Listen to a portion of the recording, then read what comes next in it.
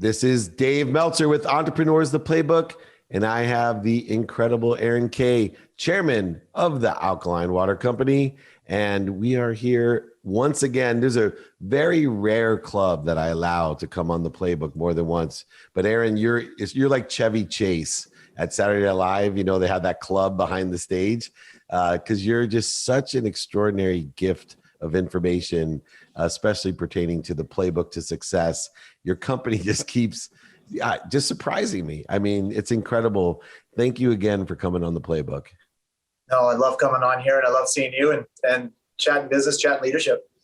Yeah, and speaking of which, it has been difficult to be a leader during the pandemic. You're international business, so there's a lot of varying difficulties that other companies that are just strictly in the United States have to deal with, let alone an international business. But somehow you're able to continue to grow, and it's just amazing. What do you think the key has been to your success during the pandemic to continue the growth that you've had and the success that you've had while other companies keep falling away to the side? Our people did a really good job, in our team, which I always, I love to talk about that, the analogy to sports. But our team did just an absolutely phenomenal job of mobilizing really, really quickly to have inventory and product built up to meet the demand that came with COVID. And that was what allowed us to be very different than a lot of other companies in beverage. In beverage, there was some serious winners, and there was a few companies that really struggled to come through it because they didn't have the capital, they didn't have the inventory, and they didn't have the people to pull kind of the trigger and get the product out into the consumers. And you also had the confidence to expand your offering. You have so many, obviously a huge user of your product. I'm a lover and user of the products. Yeah. And every time I turn around, there's a better product coming out. And, number one, how have you been able to continue that growth as well? Because a lot of companies took the strategy, like you said, just to make sure that they had and are able to execute and distribute the products that they had to have a stable environment during this period. But you went ahead and expanded to these extraordinary, especially in the CBD front, these extraordinary products that you have. Yeah, I think once you've built up a brand and you have that following, I think they're always going to want more. They're going to go and look to try something else new. And we have those staple products of our water. And as we know, ECG and being environmental and eco-friendly is a really important part of being a leader and a thought leader in your category. We're way ahead of the game in the plastic side of things and the recyclability. We've moved towards aluminum. You're going to see very soon another little dandy added into the aluminum side of things. That's really, really important. And I think that's what our consumer base wants. And that's allowed us to grow our revenue. Well, at the same time, we've added some neat things on the CBD side. You've got our water in your background on the lemon lime side. For people that want to travel now, powder packs are a big thing. We've got that into the marketplace. Liquid IV, hydrants, some great companies that are out there. They're crushing in that category as well. And that allows people to be mobile with the product offering we're giving them as well. When I also have some of these gummy products as well, which I can't keep on my shelf because anytime I give one to somebody, they take all of them. So totally. The taste profile of those is remarkable. And then if you're a consumer of that product, that bag's gone. Right. So yeah. It's incredible. Now, you also have understood the power of M&A. And, a lot of companies understand the opportunities that exist. What have you guys been able to do in that space of mergers and acquisitions? There's been some really good opportunities if you had the capital or the strategy that could execute on that. Yeah, we went through it. We looked at Aqua Hydrate that was announced. We were going to do something in that space. And then we felt we could put that type of capital into our own brand. What I think is really interesting is about M&A in general is coming out of COVID, the larger companies in general have become bigger. And you're going to see their appetite for other brands like ours, just like we watched Nestle buy up Essentia, right? That was a company that was acquired at 5 to 6 times top line sales, right? Which pegs us at a pretty undervalued stock right now. And I think that's the exciting part about companies like ourselves, competitor like Flow Water, which is coming public, Guru Energy. For small to mid-cap beverages right now, I really think that the global beverage companies coming out of COVID are going to go to premium products like an Essentia Nestle transaction, or new and innovative ones, which we think we fit that bill. So we actually think we're somebody that eventually somebody might take a really, really hard look at acquiring. And I would definitely see that as a huge target. And two of the reasons is you have to win the last mile. And with water, which is an interesting thing to get a direct to either consumer or direct to delivery store, has been a real challenge, especially internationally. You have your own kind of DSD strategy that you guys have utilized and an e-commerce strategy. Both have paid off exponentially as well. What was, that situation like during COVID, and how were you able to implement on your DSD strategy and e-commerce strategy? Yeah, I think it's good to summarize. I think the three best successes we had for COVID: we supplied our existing consumer base really quickly, and it allowed our top line sales to grow.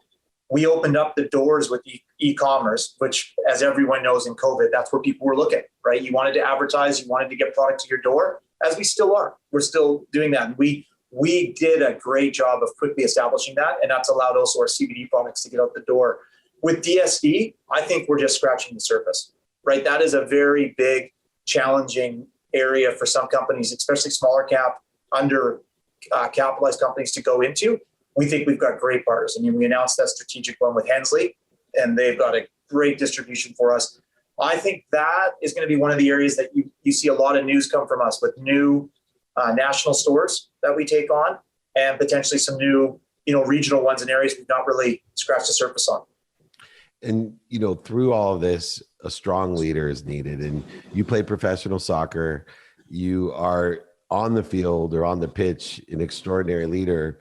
I always like to say, people who have been in the stressful situations of, a 0-0 game and a shoot off, or, some of the other sports opportunities that we have to show our best during very difficult or stressful times, they really come out in the business world the same way they do in the sports world. What were some of the characteristics or lessons that you learned from playing on the pitch to now, the pandemic hits, you have a water company, you have all these different issues coming up. What were you going back, finding inside of you that you said, thank God I played, professional soccer and have all these experiences about motivation, inspiration, teamwork, execution, all the things that you've learned.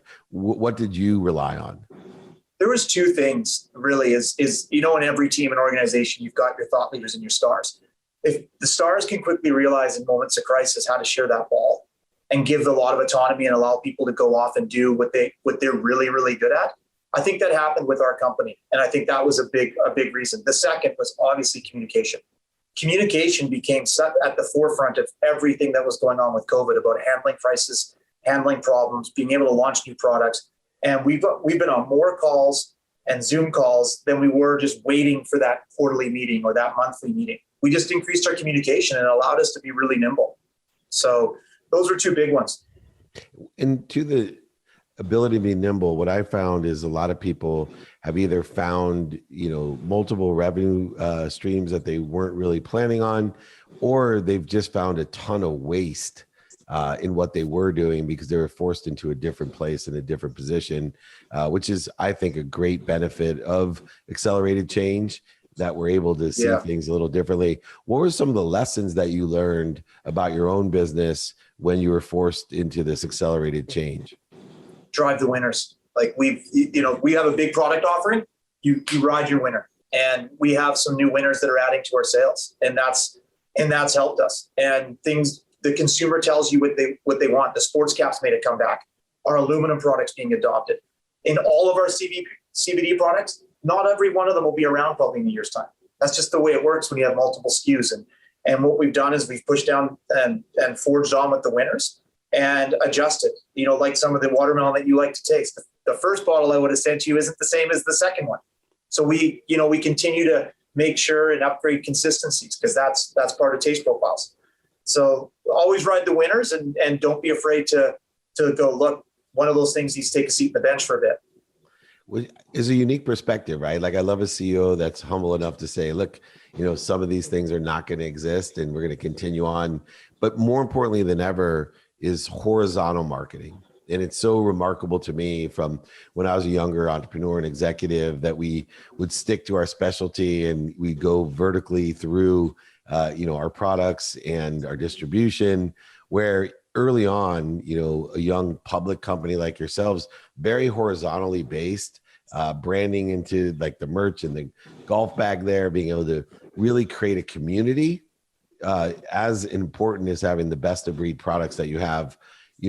When did you see that shift in your career? Because you've been in so many different verticals that, we can take a horizontal approach to this and allow some of them, if we go horizontally, to fall off, others to improve, and yet still survive or even exceed expectations because of the horizontal marketing strategy instead of the vertical one.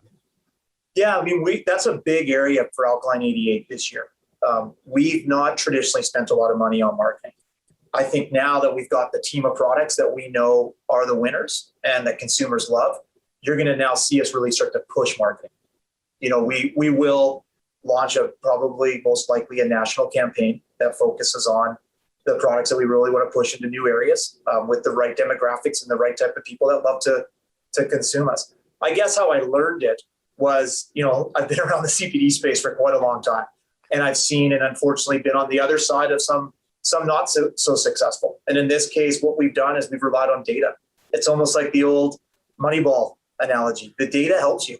And it's really helped us with our distribution. It's helped us pick our winners.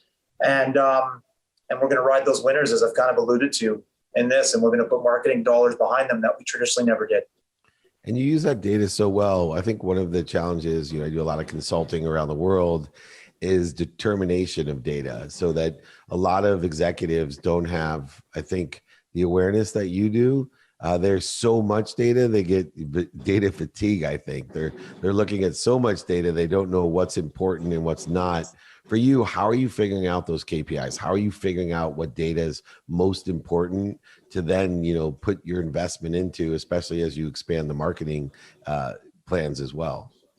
As we've gone into new regions, we can really see which products are being pulled through. And if you go to our loyal customer base and the top stores that have always ordered or added products, we just got a really great order from a national retailer, and then they've added another SKU, which shocked us. So that type of data that we knew and we had, that supports our efforts in there. And then the big one that I love to talk about is when you look at that data and you know that there's a couple of things in there that you don't like, you need to be able to take that and say, look, that product's not selling.